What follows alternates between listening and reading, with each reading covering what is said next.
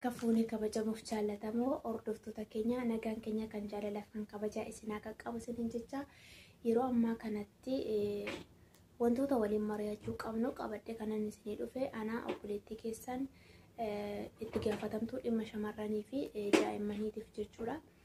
Irraa kanan gara keessan dhufe wanti nuti har'a irratti mari'annu karaa sooshaal miidiyaa addunyaalessaa kana keessaa karaa feesbuukii obboloonni keenya biyyoota arabaa keessa jiran baay'ee miidhamaa akka isaan jiran odeeffannoon nu bira qaqqabeera. Kanaaf ani akka itti gaafatamtuu dhimma mirga shamarraniitii fi daa'immaniititti furmaata isaatii fi rakkoolee kan hambisuudhaaf furmaata qabaddee isinii dhufeera. Furmaata kanas immoo waluma wajjin ilaalla jechuudha. Obboloonni keessattuu gaa'ela osoo hin dhaabatiin gara biyyoota ambaa deemtan baay'een keessan dhiirota biyya keessa jiranii guyyoomfamuudhaaf fi sobamuurraan kan ka'e gaddi guddaan akkasiin qaqqabaa jiru odeeffannoo danuusaa arganneera jechuudha. Kanaaf obboloota keenya warra guyyoomsanii warra sobanii obboleettota keenya biyyoota ormaa keessa jiraniif bochisaa jiraniif balbala akka isaanitti cufamu furtuu tokko isinii fidee dhufe jira. Furtuun kun itti cufamalee kan irraa banuu miti jechuudha. Kanaaf furtuun isinii qabadhee dhufe obboloonni abbaa manaa hin qabne akkasuma abbaa manaa godhachuu kan barbaadan jechuudha. Online kanarraa akkuma galleen gaa'ela bareeda isaa hin dhaabanna, gaa'elatti galuu barbaanna, akkuma galleen gaa'ela dhaabannee jireenya mataa keenya jiraachuu barbaanna kan jettaniif furmaata tokko isinii qabadhee dhufeera. Furmaanni kunis maalidha jettanii description box isaa jala appilikeeshinii tokko isiniif hankaa appilikeeshinii sana daawunloodiin godhattu. Appilikeeshinii suni shamarraniif kabaja jedha jechuudha. Shamarraniif kabaja jedha afaan oromootiin jechuudha kan isinii ba'e. Kanaaf appilikeeshinii kana daawunloodiin godhattu Play Store keessa Google keessas in argattu jechuudha. Rakkoo hin qabu daawunloodii hin godhattu yookaan immoo Instagram irratti isiniifan liinkisaa akkasumas immoo karaa Telegiraamii isiniifan sheerii godhe jechuudha. Sana booda maal gootu appilikeeshinicha daawunloodiin gootu. Appilikeeshinicha daawunloodii eega gootaniin booda obboloonni shamarranii akka achirratti foormii guuttaa isin gaafata jechuudha. Foormii guuttu sana tokkoffaa maqaa kee hin guuttaa, iddoo dhaloota kee, umurii kee hin guutta jechuudha. Sadarkaa barumsa kee hin guutta. Sana booda dhiira akkamii abbaa manaa akkamii akka barbaaddu hin barreessita. Dheeraa, gabaabaa, furdaa, qallaa, diimaa, gurraacha, magaala, bunni, arungaadee kan barbaadde akka barbaaddetti jechuudha. Akkasumas immoo hojjetaa mootummaa, hojjetaa dhuunfaa, daldalaa, kan mana qabu, kan homaa hin qabne, kan waa qabu akka barbaaddetti foormii irratti guutta jechuudha. Inni si gaafata waan ta'eef iddoo sanatti hin guutta. Umuriin isaa meeqa akka ta'e, dheerinni isaa meeqa akka ta'e, kiiloon isaa meeqa akka ta'e hunduma isaa wajjin hin guutta jechuudha. Akkasuma kan keessi hin guutta. Ati umuriin kee meeqa akka ta'e, qumatiin kee dheerinni kee meeqa akka ta'e, furdinni kee meeqa akka ta'e, kiiloon kee jechuudha. Bifti kee maal akka fakkaattu iddoon suuraa xiqqoo ishee isin qopheeffate waan ta'eef iddoo sanatti suura keessan keessu jechuudha. Bifa kanaan foormiin guuttama.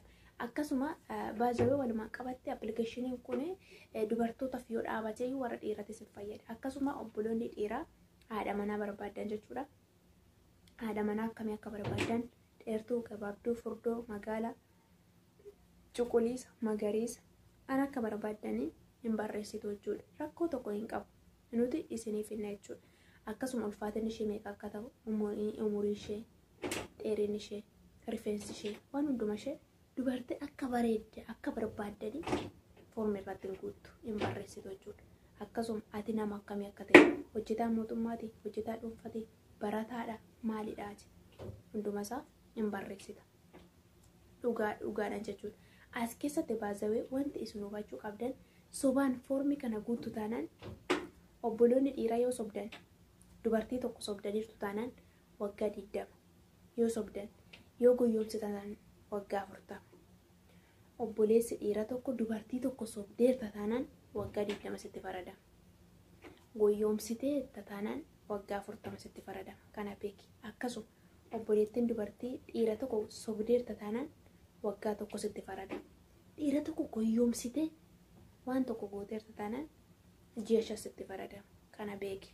Kanaaf isa kana beekate itti seena jechuudha suma. Kanaaf appilikeeshinii kana daawunloodii godhachuudhaan foormii kana bifa kanaan guutuudhaan warra goyyumsituutti warra sobduutti balbala cufu. Kanarraa kan ka'e obboloonni keenya biyyoota ormaa keessa jiran wallaansa dhabuudhaan gorsa ogeessotaa dhabuudhaan baay'een isaanii yaadni isaanii qalbiin isaanii waan cabe. Kana booda ani shamarraniif nan falma. Ani kana booda dubartootaaf nan falma. Kana booda dubartoonni cunqurfamuun sobamuun gidirfamuun hin ta'u goonguma. Maali? Kanaaf furmaanni kun isinii dhufeera waan ta'eef appilikeeshinii kana daawunloodii godhachuudhaan foormii akka isin gaafatetti guutuudhaan abbaa manaa akka barbaadanii isiniif qopheessin.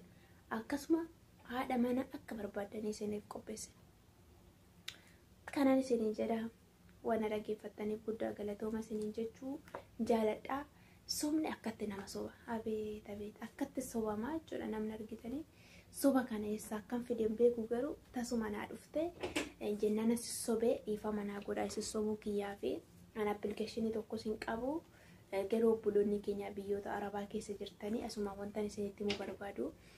Karaa sooshaal miidiyaa karaa feesbuukii kana gaa'ela dhaabana jettanii warra milkaan warroota muraasa ilaaltanii gatii kaffalaa kan jirtan obboleettiin karaa onlaayinii gaa'ela dhaabachuudhaaf yookaan immoo jaalallee tokko godhachuudhaaf waan yaaddu hin ariifatiin. Tokkoffaa hin ariifatiin. Lammaffaa maallaqa keetti hin argin.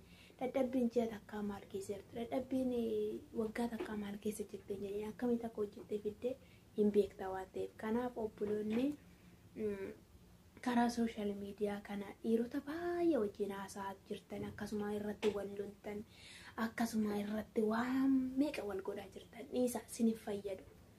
Dhiisa siniif fayyadu.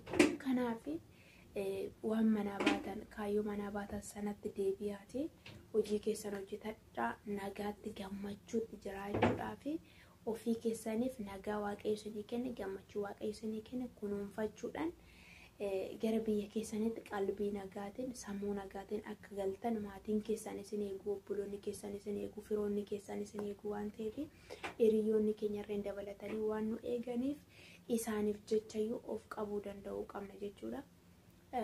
Kanaaf abbaa manaa kee miti gaa'ee hiriyaan sun jechuudha yookaan keetaa yookaan keen ta'uu hin beektu waan ta'eef gatii sittiin kaffaliin jechuudha.